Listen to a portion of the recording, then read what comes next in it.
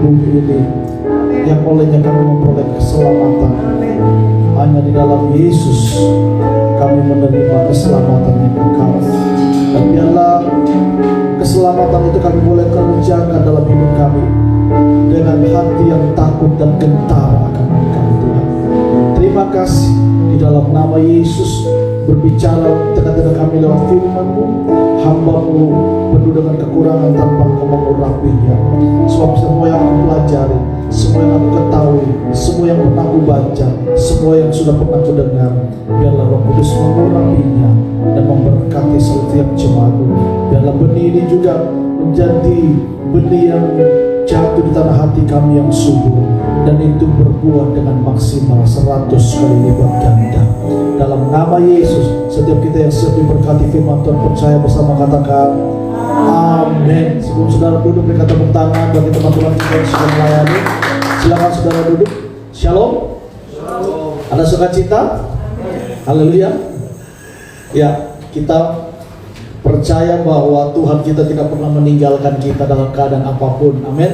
Sebab Dia berkata bahwa Dia adalah Allah Immanuel. Immanuel artinya Tuhan menyertai. Nah, saya percaya ketika Tuhan menyertai kita, ada pemeliharaan Tuhan, ada perlindungan Tuhan, bahkan ada perkenanan dan berkat Tuhan dalam hidup kita. Amin. Ya, saudara, sebelum saya menyampaikan firman Tuhan, saya mau sampaikan dulu bahwa tema kita untuk bulan depan itu tema bulan Oktober secara keseluruhan itu temanya adalah build community, artinya membangun komunitas. Di minggu pertama kita akan membahas tentang sehati mendatangkan berkat. Minggu kedua tanggal 11 kita akan membahas tentang tema membawa damai, pembawa damai. Lalu tanggal 18 kita akan membawa tema tentang saling membangun. Kemudian minggu terakhir bulan Oktober kita akan membahas tentang melawan virus perpecahan. Dan saya harap saudara tetap bisa mengikuti, karena ini adalah khotbah-khotbah berseri yang bersambung untuk kita bisa sama-sama mengerti bagaimana kita membangun komunitas di dalam kehidupan kita. Amin. Sebab Alkitab bilang pergaulan yang buruk akan merusakkan kebiasaan yang baik. Apa yang dirusak? Yang dirusak itu adalah apa? Kebiasaan kita. Kebiasaan kita yang baik akan dirusak ketika pergaulan kita buruk, maka kebiasaan yang baik itu akan berubah menjadi kebiasaan yang buruk. Ya, nah karena itu kita perlu membangun komunitas yang tepat, komunitas yang baik, sehingga kita bisa membangun kehidupan yang lebih baik lagi. Oke saudara, nah untuk tema kita dalam minggu ini, di minggu terakhir bulan September kita membahas tema tentang hidup untuk melayani. Tema kita sepanjang bulan ini tentang pekerjaan versus pelayanan. Ya, dan saya percaya saudara sudah menangkap apa yang saya sampaikan selama minggu-minggu yang lalu, dan saya harap itu saudara bisa praktekkan di dalam kehidupan saudara sehari-hari. Ya, minggu-minggu lalu kita belajar bahwa dunia pelayanan itu tidak terbatas pada gedung gereja yang ada 4 kotak ini, saudara, 4 persegi kotak ini, tetapi pelayanan itu juga bisa dilakukan di luar gereja. Dan pelayanan kita yang sesungguhnya itu adalah di kerjaan kita, di rumah tangga kita, di setiap kehidupan kita sehari-hari. Itu adalah pelayanan kita yang sesungguhnya. Amin. Di gereja ini kita ngurus rumah, karena gereja ini adalah rumah kita. Waktu kita melayani di gereja berarti kita sedang mengurus rumah kita, kita sedang merawat rumah kita. Amin. Oke, nah saudara, terkait dengan tema hari ini, saudara, tentang bagaimana kita sebagai orang-orang yang sudah ditebus Tuhan, kita harus sadar bahwa hidup kita itu untuk melayani. Ada 2 pandangan atau 2 tipe orang Kristen. Yang pertama, mereka berprinsip bahwa hidup untuk melayani. Dan yang kedua, tipe yang kedua adalah melayani untuk hidup. Ya. Dan saya harap kita bukan melayani untuk hidup, tapi kita harus menjadi orang yang hidup untuk melayani. Amin. Karena hidup untuk melayani itu berarti orang itu mengerti tujuan Tuhan dalam hidupnya, dia mengerti menghargai Tuhan dalam hidupnya, dia mengerti visi Tuhan dalam hidupnya, dan dia akan mengerjakan apa yang Tuhan mau dalam hidupnya. Itu hidup untuk melayani. Tapi kalau melayani untuk hidup itu murni cuma cari sensasi, cari kesenangan manusia. Kalau dia tidak dihargai, maka dia akan gampang frustrasi, gampang kecewa, dan kemudian dia akan meninggalkan Tuhan mungkin. Dan orang yang hidup untuk melayani, melayani untuk hidup, dia motivasinya adalah uang, bukan lagi ketulusan di dalam pelayanan. Dan karena itu kita harus melayani Tuhan dengan sungguh-sungguh, karena hidup ini untuk melayani. Nah, karena itu saudara perlu memahami dulu esensi pelayanan itu apa. Saudara harus tahu bahwa setiap kita semua adalah hamba Tuhan. Amin. Bilang, saya adalah hamba Tuhan. Amin. Kata hamba itu dalam bahasa asli menggunakan kata doulos, budak. Waktu kita menyerahkan diri kita kepada Tuhan secara sungguh-sungguh, maka sebenarnya kita sedang mempersembahkan hidup kita kepada Sang Raja di atas segala raja, yaitu Kurios, Raja, Tuhan kita.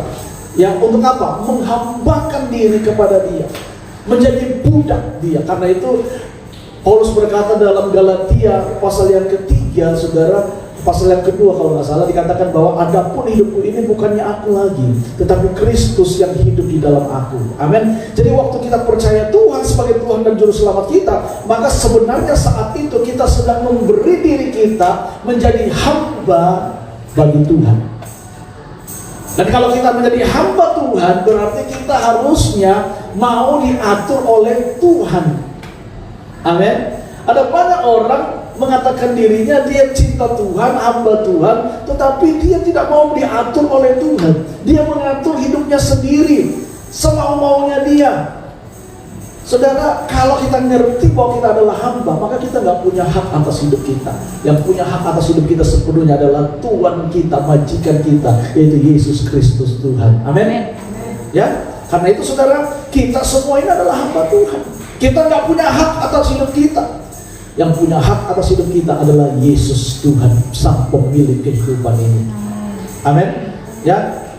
Nah, hamba Tuhan ini bukan berarti pendeta, saudara. Karena waktu kita percaya Yesus, kita dikatakan hamba Tuhan. Kan dalam dunia ini cuma ada dua hamba, hamba Tuhan atau hamba hantu atau setan. Hantu dan Tuhan itu beda-beda tipis, saudara. Kalau saudara sering ngomong hantu, lama-lama bisa jadi Tuhan. Hantu, hantu, hantu, hantu, hantu, hantuhan.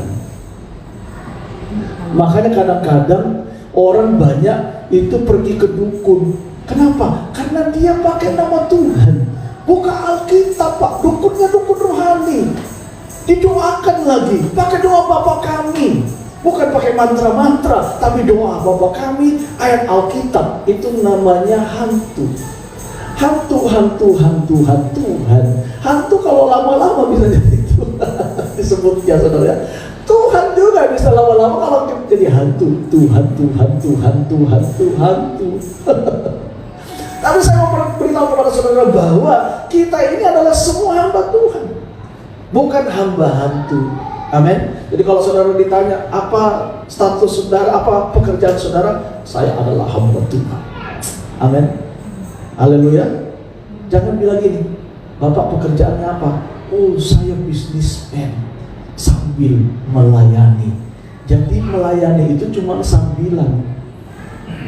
Harusnya saudara waktu ditanya orang gini, pekerjaannya apa? Saya hamba Tuhan, melayani Tuhan sambil berbisnis. Itu yang betul. Jadi bisnisnya itu sambilan. Yang utamanya itu adalah melayani Tuhan. Amin. Karena hidup kita untuk Tuhan. Apapun yang kita miliki semua untuk Tuhan. Jadi waktu orang tanya pekerjaannya apa? Saya hamba Tuhan, melayani Tuhan sambil bekerja di bank. Gitu, saudara. Amin. Jadi kita semua adalah hamba Tuhan. Ini yang saudara harus pahami. Nah, setiap orang yang berjumpa dengan Yesus itu pasti, saudara, hati untuk melayani itu pasti ada.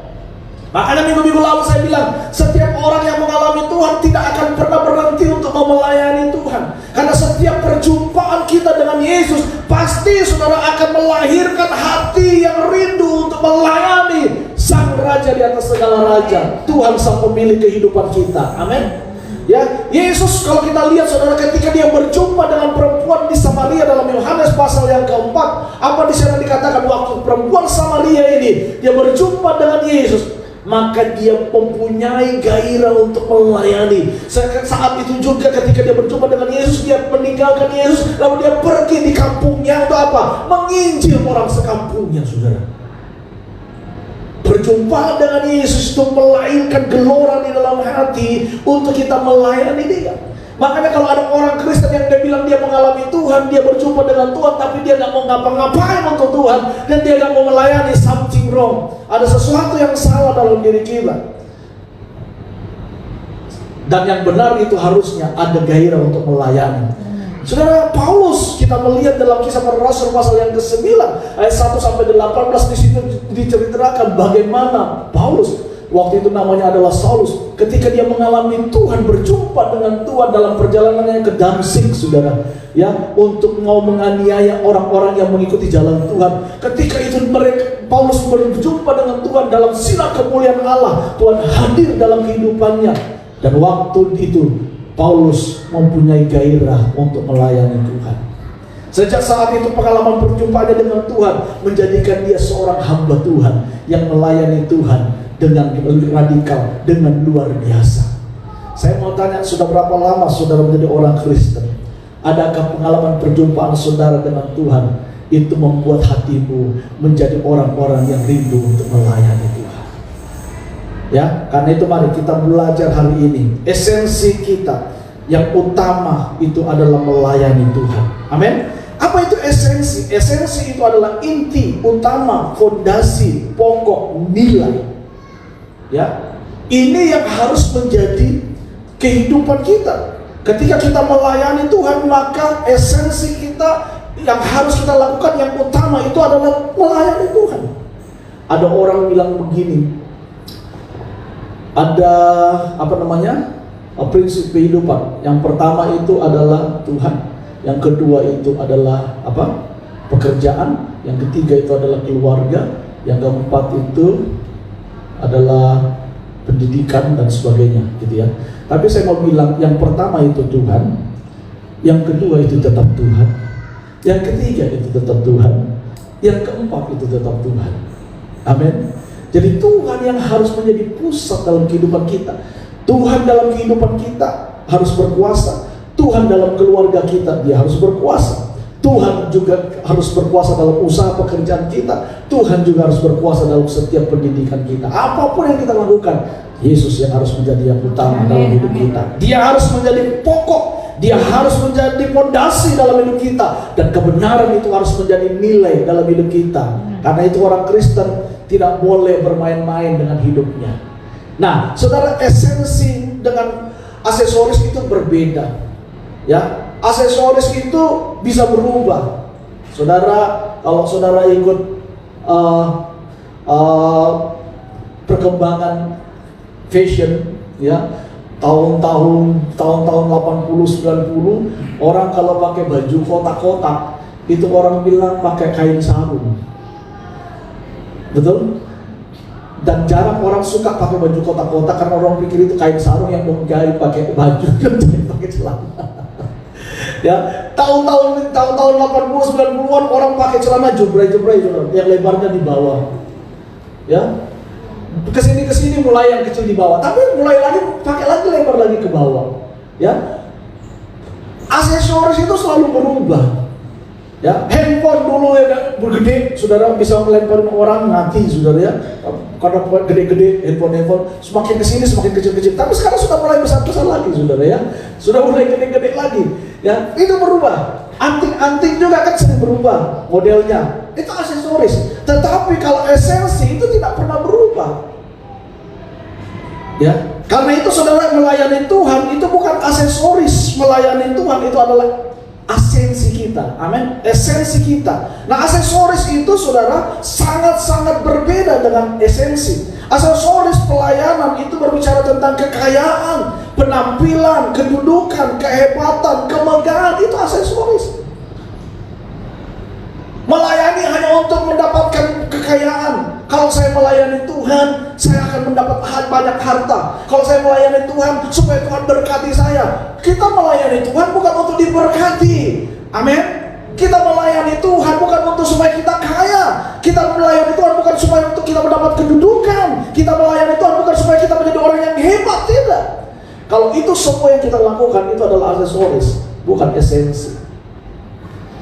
Esensi dalam pelayanan ini itu apa, saudara? Kalau kita lihat di dalam Kolose pasal 1 ayat 27 sampai 29, tapi saya mulai dengan ayat 25. Ayat 25 dikatakan begini: Aku telah menjadi pelayan jemaat itu sesuai dengan tugas yang dipercayakan Allah kepadaku untuk meneruskan firman-Nya dengan sepenuhnya kepada kamu, yaitu rahasia yang tersembunyi dari abad ke abad, dari turunan ke turunan, tetapi yang sekarang dinyatakan kepada orang-orang kudusnya. Saudara perhatikan ya, ada satu rahasia yang berabad-abad lamanya disembunyikan oleh Tuhan.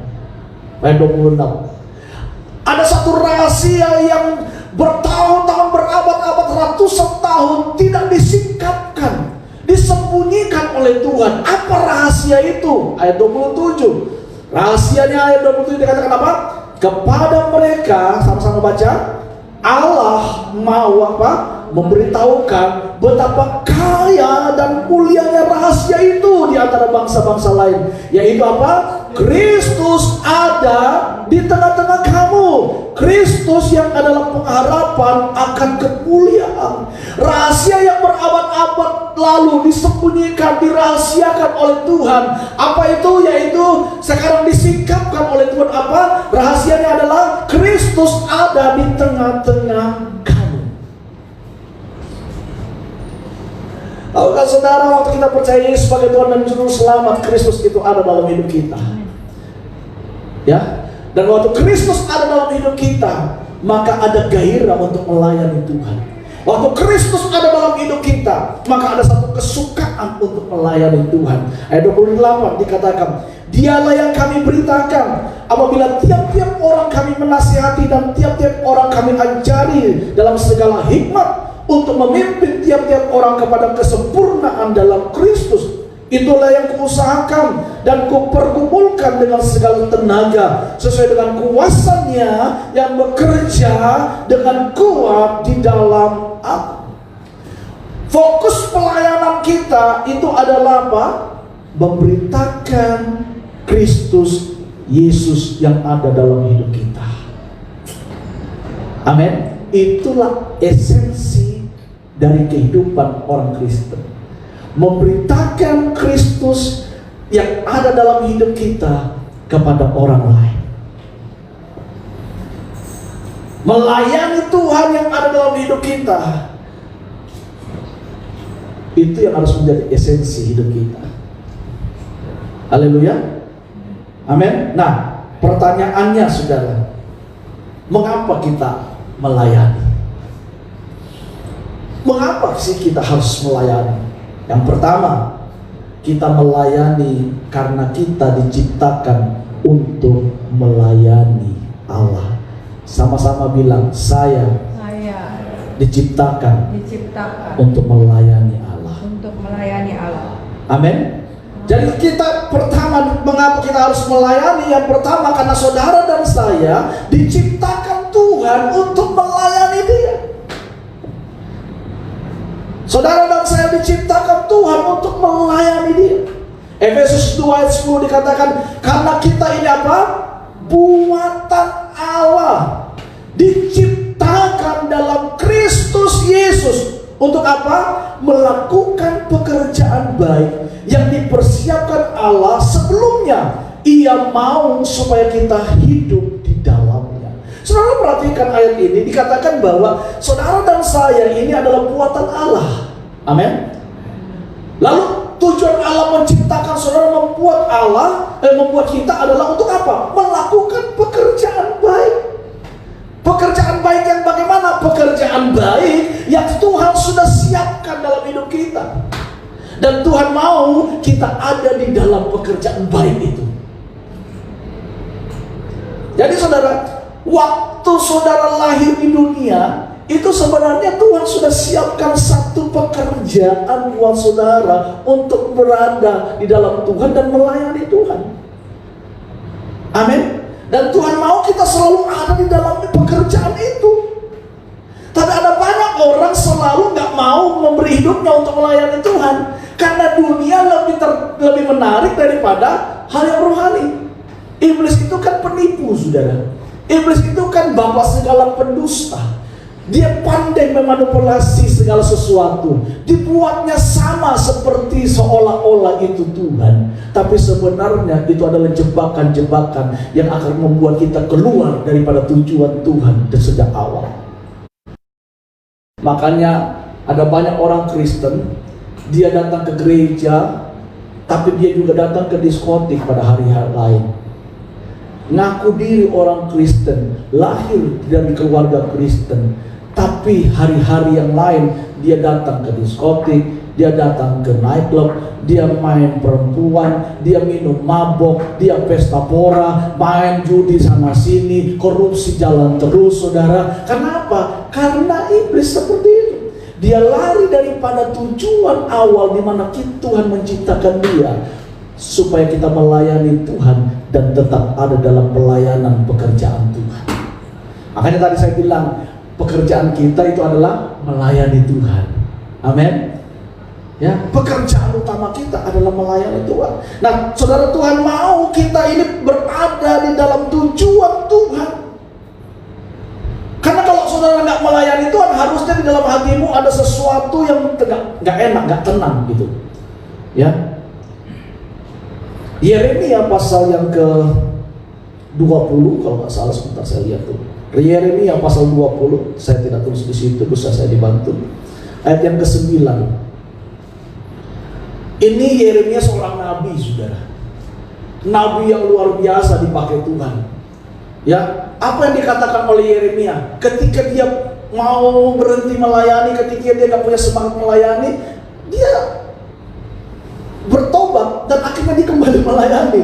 Dia katakan begini, ayat 9 dari Yeremia 20. Sama-sama baca 2-3. Tetapi apabila aku berpikir aku tidak mau mengingat dia dan tidak mau mengucapkan firman lagi demi namanya, kan nabi itu tugas utamanya adalah menyampaikan pesan Tuhan, menyampaikan firman Tuhan kepada umat. Dan Yeremia bilang gini, seandainya aku berpikir, apabila aku berpikir aku tidak lagi mau mengucapkan firman, gak mau lagi melayani demi namanya, lanjut, maka dalam hatiku ada sesuatu yang seperti api yang menyala-nyala, terkurung dalam tulang-tulangku. Aku berlelah-lelah untuk menahannya, tetapi aku tidak sanggup.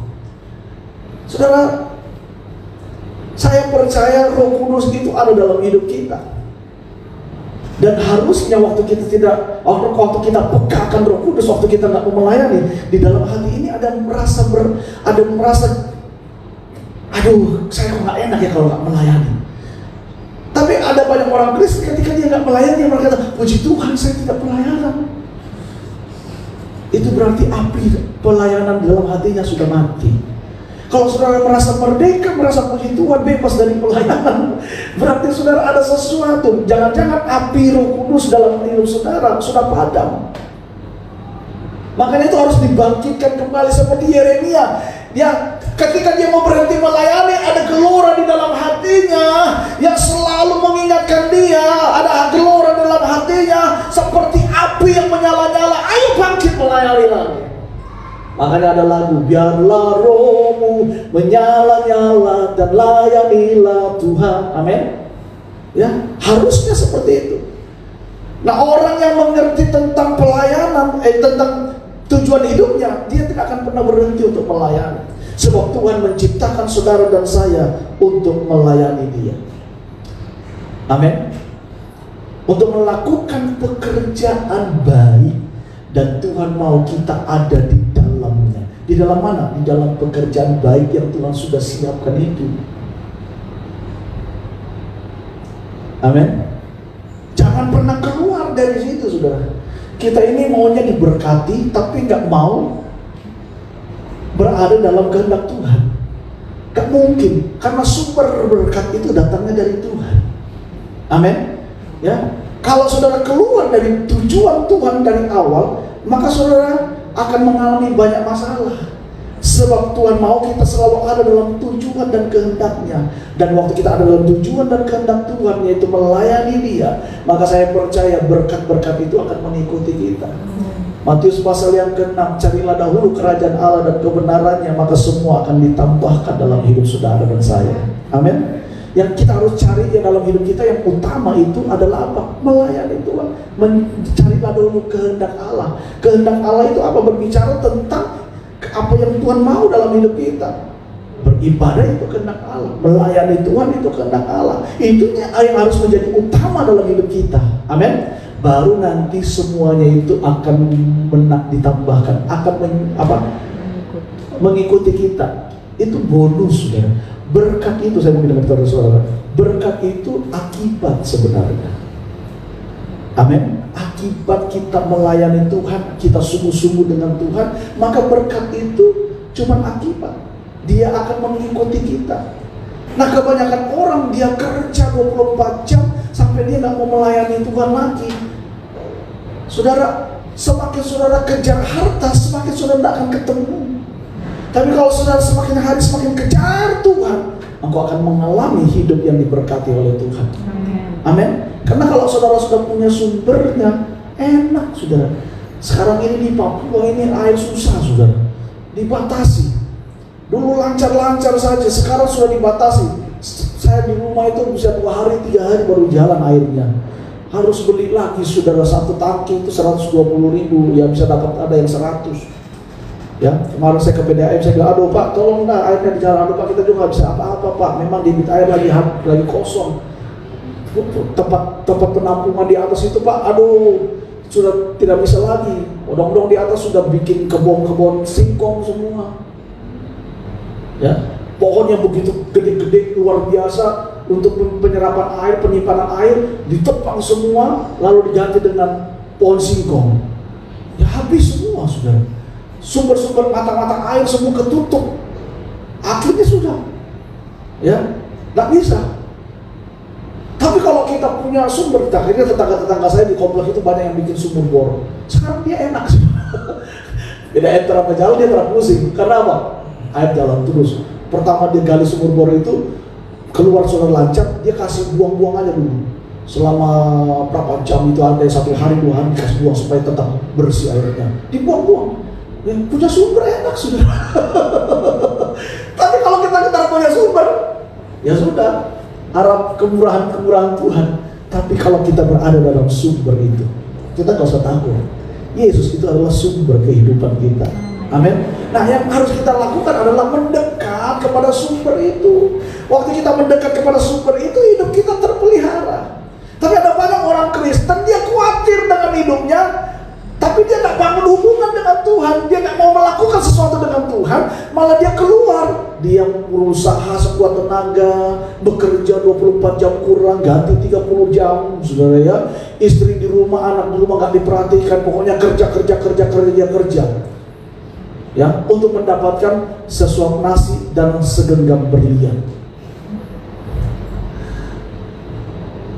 Saudara, yang harus menjadi esensi dalam hidup kita adalah melayani Dia.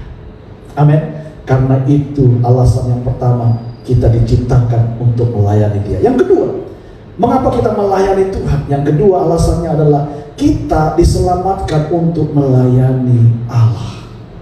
Amin. Katakan, saya diselamatkan untuk melayani Allah. 1 Korintus pasal 6 ayat 20 dikatakan demikian firman Tuhan. Sebab kamu telah apa? Dibeli dan harganya telah lunas dibayar. Karena itu apa? Muliakanlah Allah dengan tubuhmu. Saudara dan saya ini sudah dibeli Tuhan. Dulu kita ini ada di bursa dosa, di pasar dosa. Lalu Yesus Kristus datang mengangkat saudara, menembus saudara dari semua kutuk-kutuk dosa, dari semua pelanggaran-pelanggaran kita. Tuhan angkat kita dari situ, Dia bawa, Dia pindahkan kita dalam kehidupan kerajaan Allah. Dan saudara harusnya, kalau kita ngerti itu, maka kita harusnya melayani Tuhan dengan seluruh kehidupan kita. Karena Dia membayar saudara dan saya, itu bukan cicil. Haleluya. Saudara dan saya dibayar oleh Tuhan. Itu bukan nyicil, bukan kredit, bukan DP dulu ya. Nanti selanjutnya saya lihat dulu kalau hidupnya Kalau saya kasih lunas, kalau dia tidak berubah, saya kasih kembali kau. Tidak. Ketika Yesus melakukan transaksi dengan dosa, dengan iblis dalam kehidupan kita, dia bayar lunas. Dia nggak lihat status sosial saudara dan saya, dia nggak lihat ekonomi saudara, dia nggak lihat latar belakang saudara, dia nggak lihat berapa banyak dosa yang saudara miliki, dia bayar seberapapun, dan itu diselesaikan di atas kayu salib. Lunas. Amin. Kalau kita ngerti ini, maka tidak ada alasan untuk kita tidak melayani Tuhan. Kenapa? Karena dia sudah menebus saudara dan saya. Saya ini sebenarnya nggak layak jadi pelayan Tuhan, jadi hamba Tuhan. Saya ini anak yang nakal, saudara. Ya, saya ini dulu suka bergaul dengan teman-teman. Waktu saya masih di Kalimantan dulu, saudara, saya ini bergaul dengan teman-teman yang agama seberang, berontak dengan orang tua, kepahitan dengan orang tua, saudara. Ya, bergaul dengan anak-anak Irma, Ikatan Remaja Masjid. Ya, ini bekas parang, saudara ya. Ini bukan tato kala jengking, ini bekas parang. Sini bocor dua, dalam rumah tangga kita sering berkelahi. Kalau kakak saya marah, saya dipukul. Saya juga marah, saya pukul juga. Satu kali kakak saya pukul saya dengan kursi, di sini ada bocor dua, saudara ya. Kursi besi zaman dulu. Waduh, saudara. Kita itu rumah tangga itu dulu sering perang, saudara. Ya, kadang-kadang mengalami hal yang tidak baik. Saya nggak layak untuk melayani Tuhan. Tapi satu kali dalam doa Tuhan berbicara dalam hidup saya, berikan hidupmu, aku mau pakai engkau. Saya nangis. Siapa saya? Saya bukan orang yang pintar, saya bukan orang yang hebat. Saya ini 2 kali tinggal kelas, saudara. Baru bisa belajar baca itu kelas 5 naik ke kelas 6. Itu pun baru belajar ngeja. B-A-B-A, B-I-B, babi, L-U-L-U, babi, lu, gitu, saudara. Saya orang yang tidak pintar, tapi dalam kebodohan saya, Tuhan memilih saya. Tuhan menebus saya dan mengangkat saya menjadi hamba Tuhan.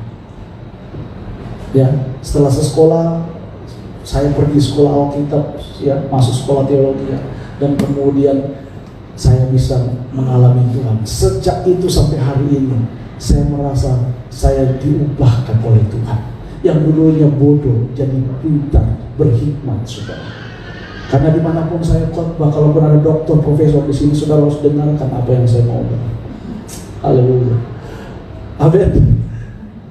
Ya.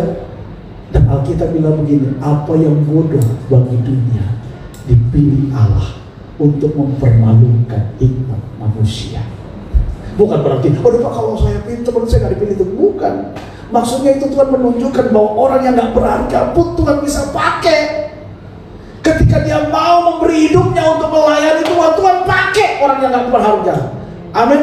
Apalagi kalau saudara orangnya pintar, mau memberi diri untuk Tuhan, oh itu pasti Tuhan pakai. Seperti Paulus. Paulus itu bukan orang kacang-kacang, saudara. Paulus itu orang pintar.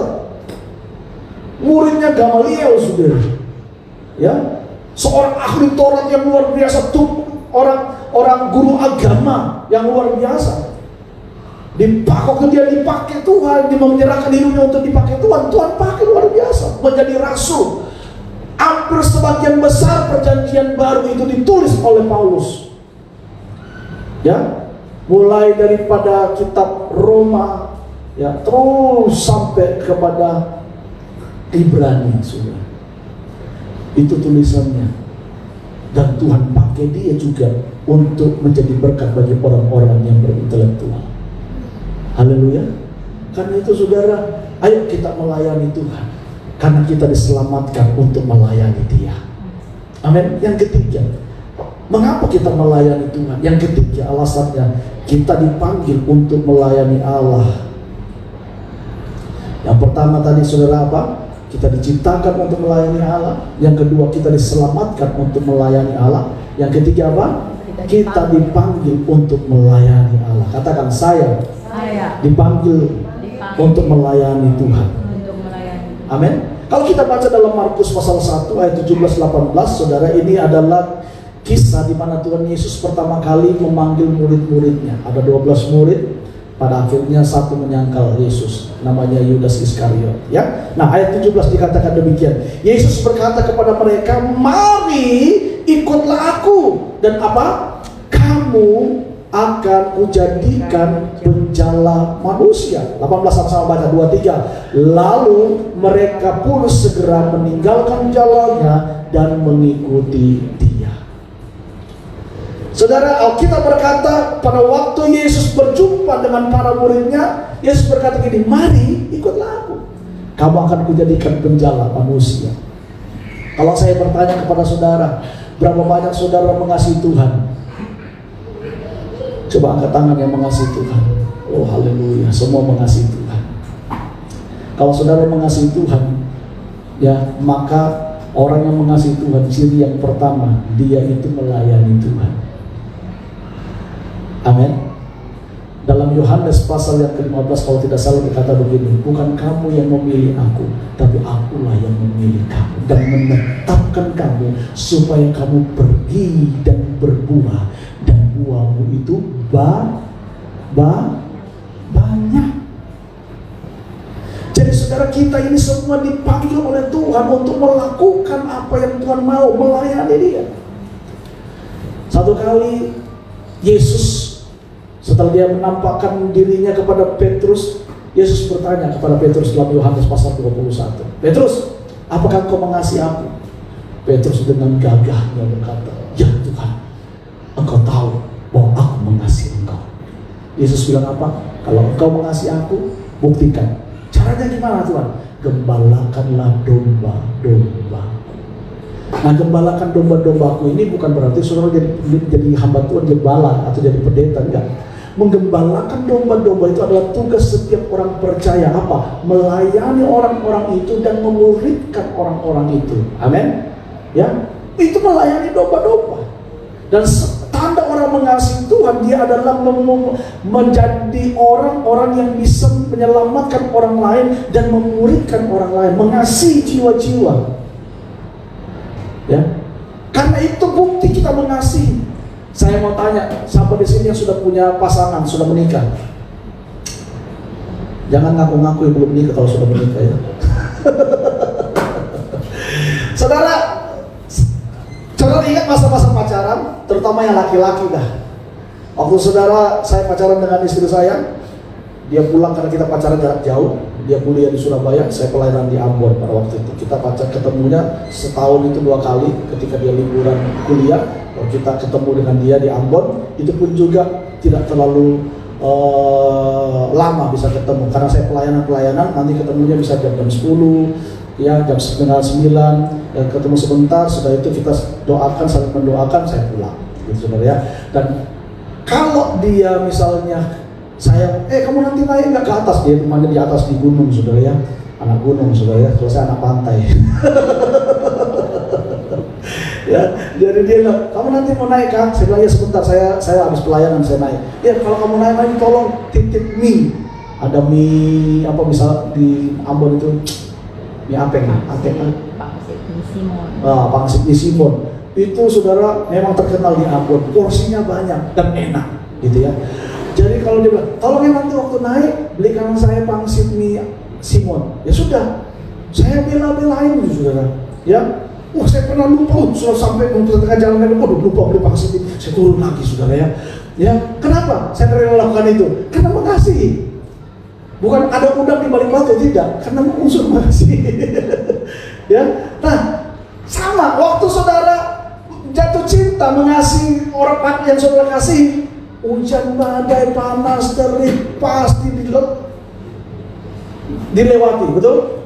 Ya, hujan, ayo dong, sayang datang ke sini, bawakan saya nanti ayam goreng Kentucky Fried Chicken misalnya. Aduh lagi hujan, nggak mungkin saya bilang, aduh lagi hujan, besok aja, yang nggak mungkin.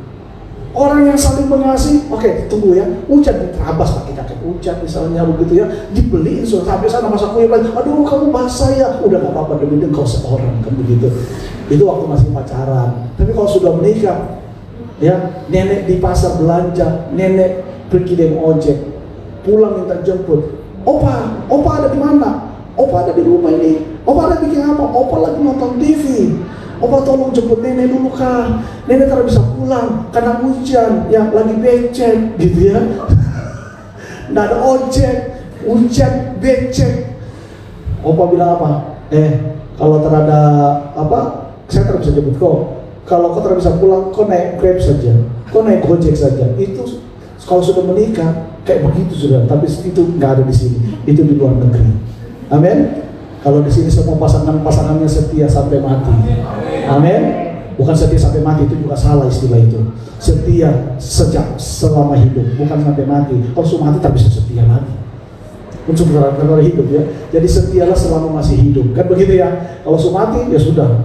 Itu urusan kita dengan Tuhan. Ya. Saya percaya waktu kita melayani Tuhan, itu karena Tuhan panggil kita. Dan waktu kita mengasihi Tuhan, ada gelora di dalam hati kita untuk menyenangkan Tuhan melalui lewat hidup kita.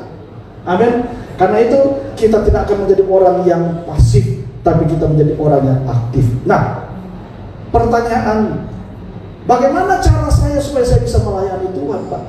Oke, saya sekarang mengerti saya diciptakan untuk melayani Tuhan. Saya mengerti bahwa saya ditebus untuk melayani Tuhan. Saya mengerti bahwa saya dipanggil untuk melayani Tuhan. Tapi bagaimana caranya saya melayani Tuhan? Saya nggak ngerti. Nah, ada 3 hal yang akan saya bagikan kepada saudara. Bagaimana cara kita melayani Tuhan? Yang pertama, kita melayani Tuhan bisa dengan karunia-karunia yang Tuhan berikan dalam hidup kita. Kalau kita perhatikan di dalam Roma pasal 12 ayat 6 sampai yang ke-8. Kita lihat Roma pasal 12 ayat 6 sampai 8. Ya. Roma pasal 12 ayat 6 sampai 8 dikatakan demikian. Sama-sama kita baca 2-3. Demikianlah kita mempunyai karunia yang berlain-lainan menurut kasih karunia yang dianugerahkan kepada kita. Jika karunia itu adalah untuk bernubuat, baiklah kita melakukannya sesuai dengan iman kita. Jika karunia untuk melayani, baiklah kita melayani. Jika karunia untuk mengajar, baiklah kita mengajar. Jika karunia untuk menasihati, baiklah kita menasihati. Siapa yang membagi-bagikan sesuatu, hendaklah ia melakukannya dengan hati yang ikhlas. Siapa yang memberi pimpinan, hendaklah ia melakukannya dengan rajin. Siapa yang menunjukkan kemurahan, hendaklah ia melakukannya dengan sukacita. Jadi karunia-karunia di sini ada 9 karunia yang Paulus miliki pada waktu itu. Ya, kalau ini sekarang bertambah, saudara ya. Ini Paulus punya karunia. Dan dikatakan bahwa masing-masing kita itu diberi Tuhan karunia-karunia. Dan baiklah kita melayani Tuhan dengan karunia-karunia yang Tuhan berikan dalam hidup kita. Amin. Kalau punya karunia untuk memberikan tumpangan kepada orang lain, layani itu. Ya, saudara punya karunia untuk apa? Layani. Saudara punya karunia mengajar, ajar orang lain juga. Layani Tuhan dengan karunia itu. Amin. Ya, kalau saudara punya karunia menasihati, istilahnya konselor, saudara layani. Apapun karunia saudara pakai itu untuk melayani Tuhan. Itu adalah cara kita melayani Dia. Amin. Itu cara saudara dan saya untuk bisa melayani Tuhan dengan karunia-karunia kita.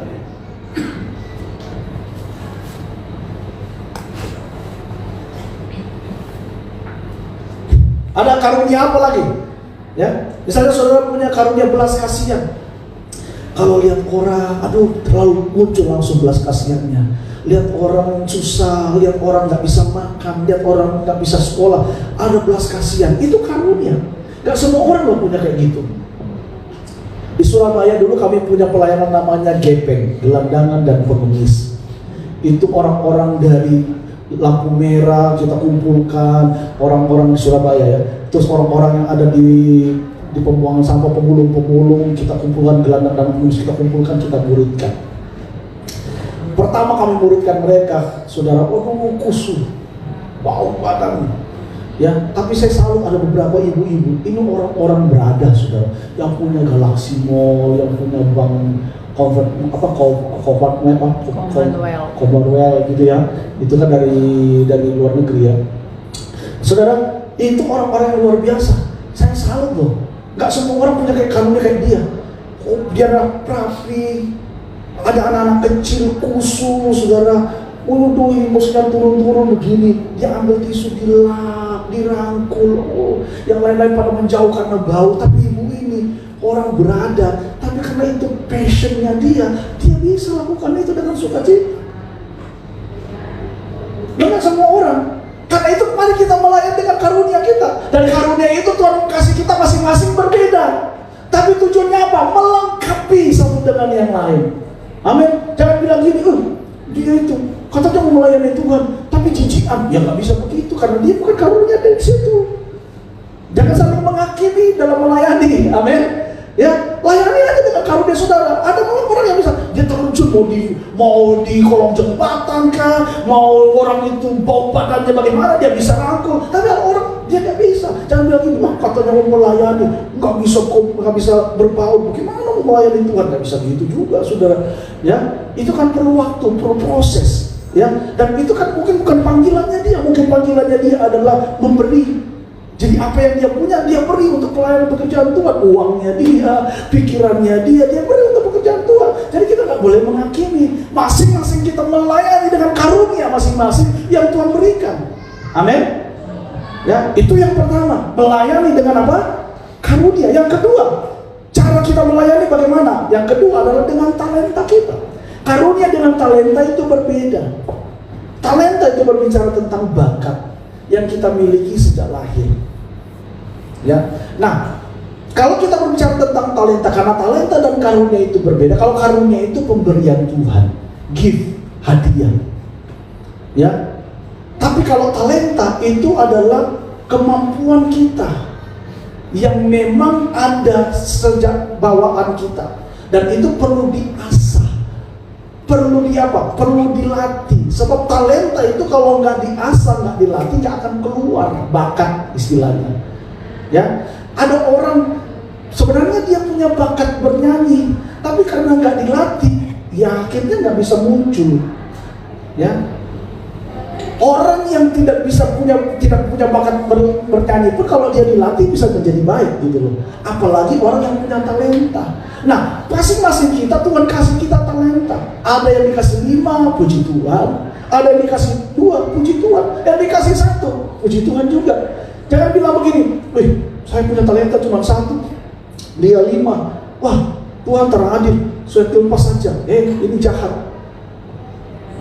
Alkitab bilang begini, orang ini tidak mendapatkan apa-apa. Dia masuk dalam penyiksaan api neraka. Sudah dikasih talenta, cara mau kembangkan. Tuhan bilang apa? Bawa, masuk api neraka. Jangan sampai kita kayak gitu. Tuhan sudah kasih talenta, tapi cara mau pakai untuk melayani. Tong kubur dia. Saya mau melayani. Saya taruh saja di sini. Saya mau bikin kerja yang lain.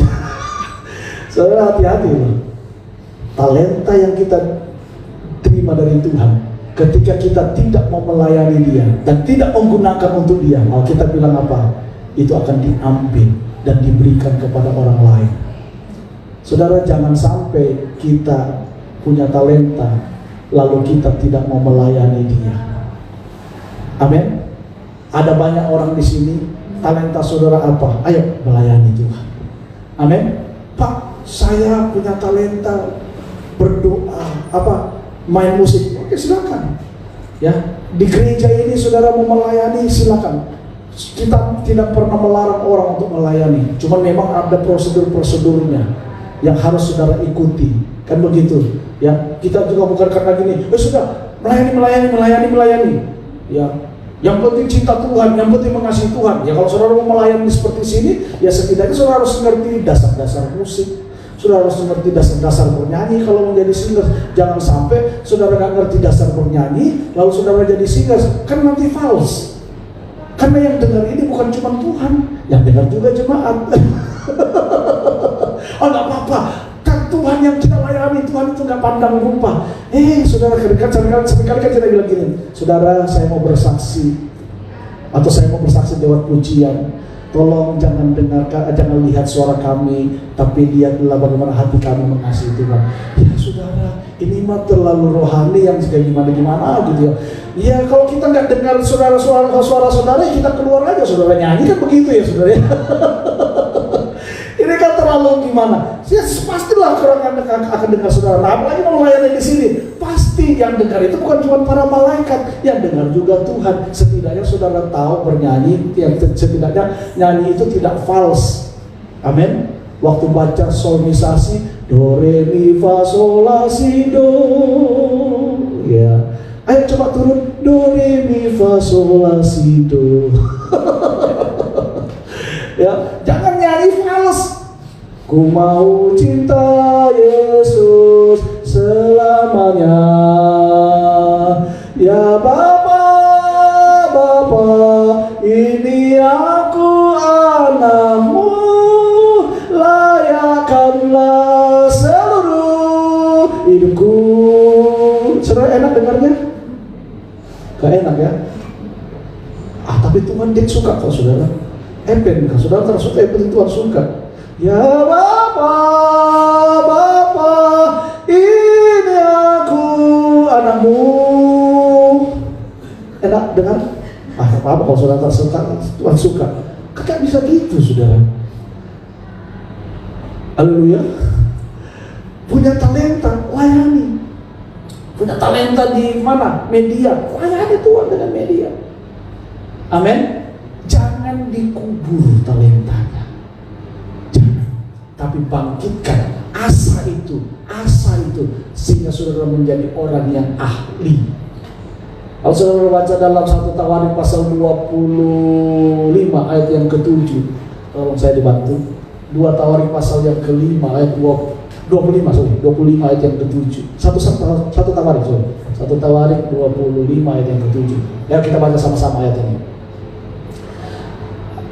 Ayo sama-sama baca 2-3. Jumlah mereka bersama-sama saudara-saudara mereka yang telah dilatih bernyanyi untuk Tuhan. Mereka sekalian adalah ahli seni.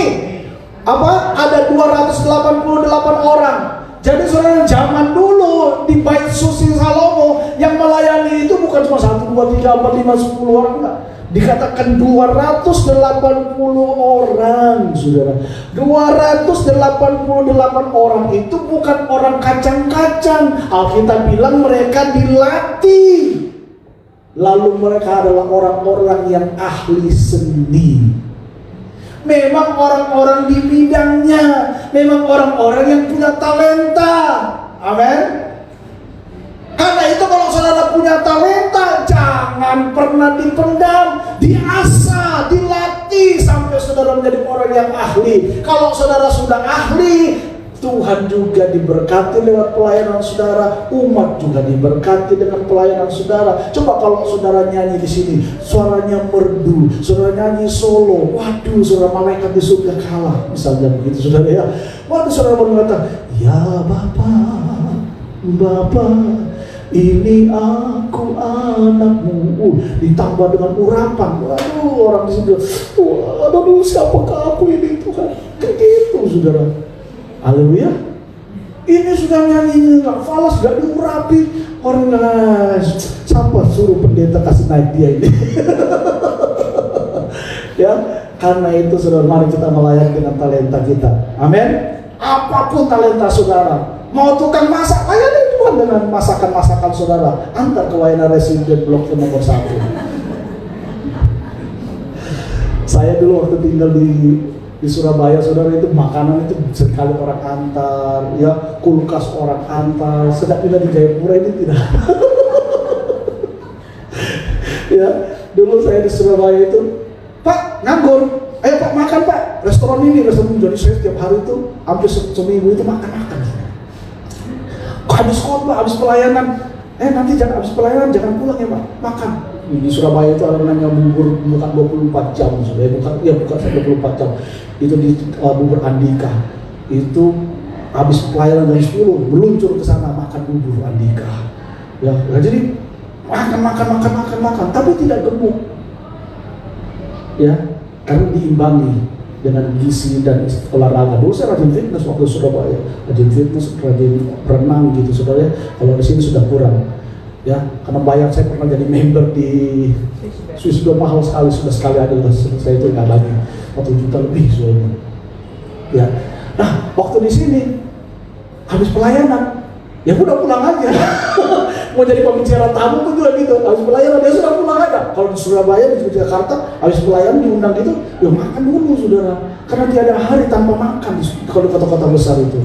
Karena untuk membangun relasi makan. Mau menginjilin orang makan, mau melayani orang makan. Karena memang itu Alkitab dia. Yesus juga cara menjangkau jiwanya lewat apa? Makan. Loh benar ya? Jadi makan-makan itu bukan hal yang jasmani saja, bukan yang rohani. Itu rohani juga bisa dipakai untuk pendidikan, saudara. Ya, saudara ngajak orang makan, Kalau saudara injili dia, tidak mungkin tolak. Oh, saudara yang traktir. Ya toh? Tapi kalau saudara, ayo nanti ya datang ke rumah saya, kita ketemu di kafe ini, bayar masing-masing. Saudara injili Yesus ya, bilang terus. Oh, saya juga yang bayar, kontra bayar. Haleluya. Karena itu kita melayani dengan talenta kita. Amin. Apapun talenta saudara, punya talenta apa? Kembangkan itu, jangan dipendam. Kembangkan, kasih menjadi maksimal. Dan kalau itu maksimal, saya percaya saudara sendiri akan menikmati buahnya. Amin. Selain Tuhan disukakan, kita sendiri akan menikmati buahnya. Itu cara yang kedua. Yang ketiga, cara kita melayani Tuhan lewat apa? Lewat dengan jawatan yang Tuhan berikan dalam hidup kita. Dalam Efesus pasal yang keempat ayat 11 dan 12, di sana Alkitab mengatakan ada 5 jawatan. Ya, Efesus pasal yang keempat ayat 11 dan 12. Sudah ketemu? Kita baca sama-sama. Yuk kita baca 1, 2, 3. Dan ialah yang memberikan baik rasul-rasul maupun nabi-nabi, baik pemberita-pemberita Injil maupun gembala-gembala dan pengajar-pengajar. Untuk apa? Memperlengkapi orang-orang kudus bagi pekerjaan pelayanan, bagi pembangunan tubuh Kristus. Jadi ada 5 jawatan. Yang pertama rasul, yang kedua nabi, yang ketiga adalah penginjil, yang keempat adalah gembala, yang kelima adalah pengajar. Ya. Jadi kalau saudara punya jawatan gembala, ya, gembalakanlah tuh domba-domba dengan baik.